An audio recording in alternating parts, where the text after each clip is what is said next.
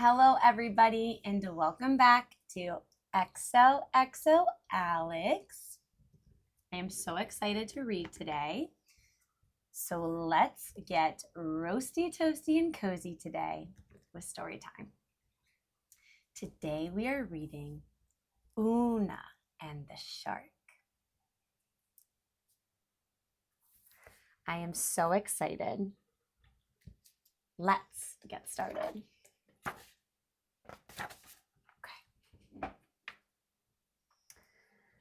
Like most mermaids, Oona was good at making friends.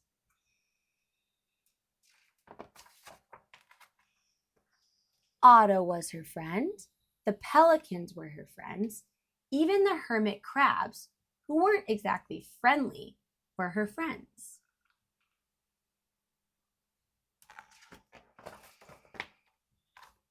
So when Oona met Stanley, she hoped he would be her friend too. She insisted on sharing some of her favorite treasures with the shark, but Stanley was particular. He didn't care for the hat or the horn, and definitely not the squeaky, squeaky unicorn.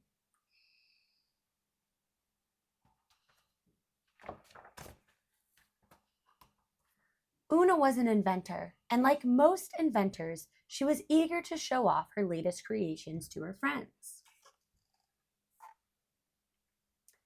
The beach ball juggler, the sand castle maker, and the seahorse carousel.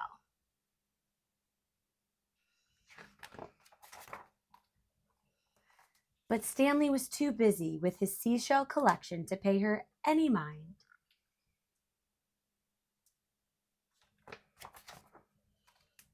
That just confused Oona and made her more determined to impress the shark. So she built new inventions, bigger, bolder, louder inventions.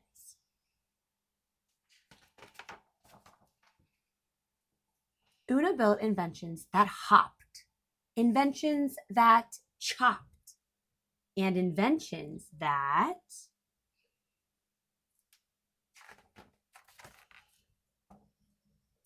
popped.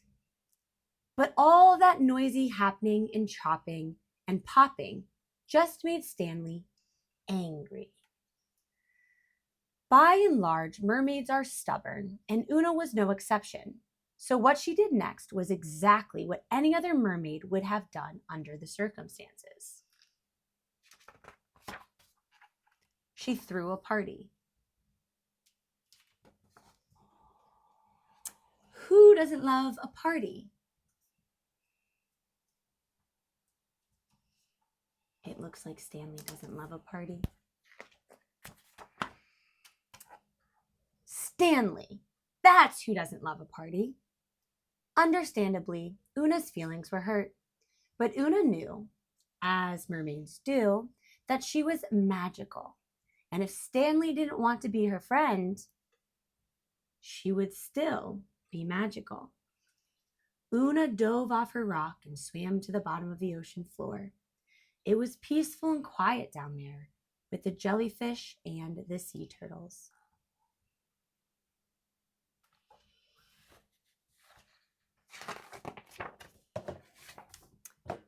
It was peaceful and quiet. Yes, of course. Why hadn't she figured it out sooner? The horn, the inventions, the party. Stanley didn't like noise or distractions or crowded bouncy castles. Something twinkled in the sand, catching Oona's eye. Sea glass. It gave her an idea. Oona returned to her workshop. She drew up plans with Otto. She took measurements with the eels, and she gathered tools and supplies from her land friends.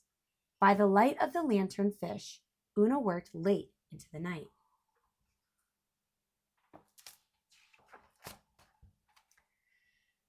The hydropower super sea glass sorter was whisper quiet, and it was magnificent.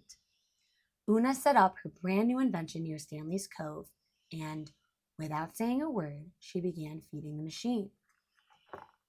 Each piece of sea glass she sent down the conveyor belt tumbled through a series of long tubes and curvy chutes before dropping into the correct jar. Look, see, it goes up here, and then it goes into one of these jars. Pretty cool. The curious shark watched from a safe distance. Blue, white, green.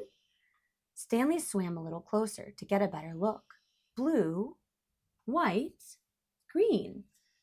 Let me just show you. This is what he's talking about. See? Blue, white, green. Soon, the shark who had been so hard to reach was by Oona's side. Would you like to help? Oona asked Stanley. Stanley nodded. Blue, white, green. Oona smiled. Stanley smiled back. The two of them played side by side. They were quiet together.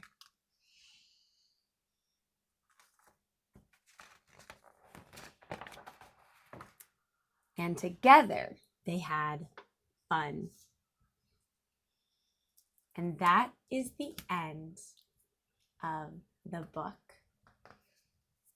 So this just means that some friends can be different than you, and you might have different interests, and that's okay. You just have to learn what each other like, and that way you'll be able to connect and have fun together, even if it's a different way than you connect and have fun with your other friends.